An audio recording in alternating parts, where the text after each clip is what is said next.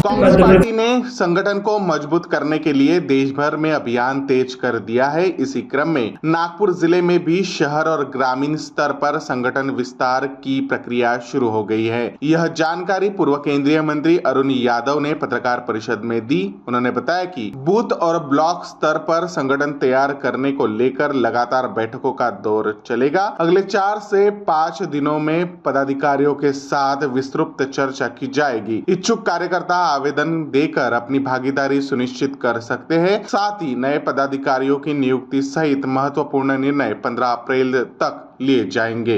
Akhil Bharatiya Congress committee द्वारा समूचे देश भर में संगठन सृजन को लेकर एक चयन प्रक्रिया पुनर्निर्माण की प्रक्रिया शुरू हुई है, जो पिछले 1 साल पूर्व शुरू हुई थी। देश के लगभग 14-15 स्टेट्स में हमने संगठन सृजन का काम पूर्ण किया। प्रक्रिया में जिला कांग्रेस कमेटीज के अध्यक्षों का, मंडल, सेक्टर, बूथ कमेटीज का पुनर्निर्माण करने की प्रक्रिया है। इस प्रक्रिया के तत्वाधान में मुझे आज नागपुर आने का अवसर मिला है। अगले 1 हफ्ते तक हम लोग यहाँ रहेंगे। शहर के सीनियर लीडर से, कोऑपरेटर से, ब्लॉक, मंडल, सेक्टर के साथियों से, गैर राजनीतिक संगठन के साथियों से, कांग्रेस के सीनियर लीडर से चर्चा करके कौन हमारा शहर का साथी अध्यक्ष के लिए उपयुक्त रहेगा, उसका चयन हम करेंगे। इस प्रक्रिया में जो भी साथी हमारे शहर का अध्यक्ष बनने का इच्छुक होगा, वो हमसे आकर निजी रूप से मिल सकता है, ग्रुप में मिल सकता है। जो साथी अन्य विषयों पर चर्चा करना चाहते हैं, वो उनका भी स्वागत है। प्रक्रिया विधानसभा में जाकर हम चर्चा करेंगे, ब्लॉक स्तर पर जाकर साथियों से चर्चा करने का काम अगले 5 दिन तक सभी हम लोग साथी मिलकर करेंगे। यहाँ पर मेरे साथ स्टेट के भी ऑब्जर्वर्स आए हैं, वो भी साथ में रहेंगे और उपयुक्त आदमी का चयन करके सारी प्रक्रिया हम लोग दिल्ली भेजेंगे। अंतिम निर्णय शहर का अध्यक्ष को उन्होंने दिल्ली तय करेंगे। बहुत बहुत धन्यवाद। छोड़ो, और बहुत से मुद्दे हैं जिसके ऊपर चर्चा करने जाएंगे।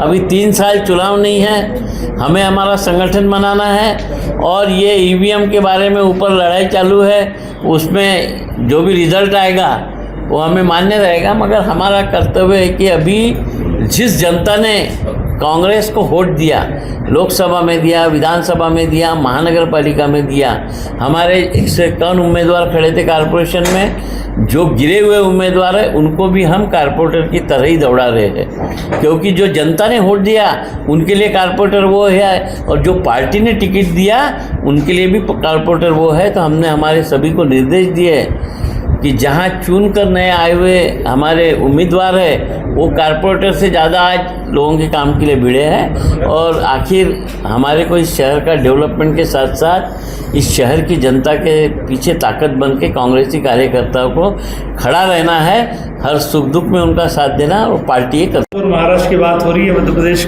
का आपने मसला छेड़ दिया है।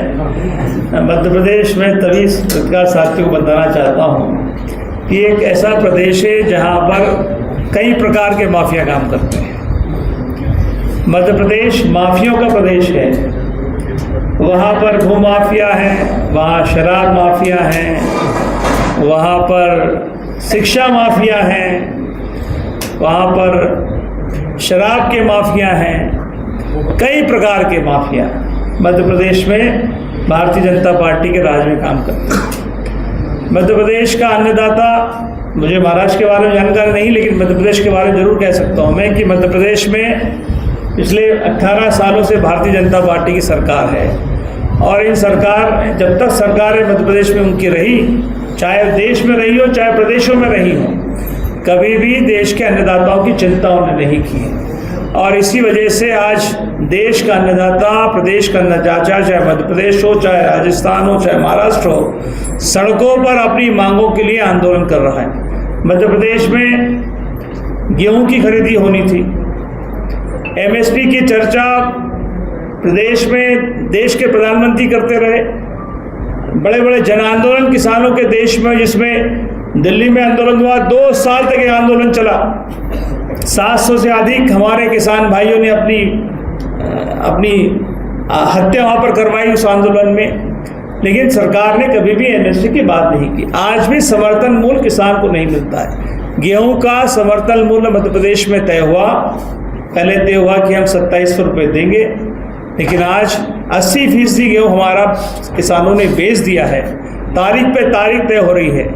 10 तारीख आज शुरू होना था, लेकिन मुझे जानकारी मिली, आज मेरे साथियों ने मुझे फ़ोन के बताया कि आज भी उदाहरण के तौर पर होशंगाबाद में एक हमारे विधायक चुनाव लड़े थे अभी, उन्होंने मुझे सुबह कहा कि सुबह 12 बजे तक भी तुलाई शुरू नहीं हुई है। और कुछ अन्य ज़िलों में, छिंदवाड़ा आसपास के जो ज़िले हैं, वहाँ पर 15 तारीख को शुरू करेंगे। तो सरकार की नीयत किसानों के प्रति ठीक नहीं है और किसानों की समस्याओं को लेकर सरकार कभी भी सीरियस नहीं रही। इसी वजह से आज हमारे पूरे मध्य प्रदेश में जन आंदोलन हो रहे हैं। कल हमने प्रदेश कांग्रेस कमेटी के तत्वाधान में समूचे जिले के कलेक्टर कार्यालय पर घेराव किया इसी मांग को लेकर, और ये जारी रहेगा मध्य प्रदेश में। Thank you.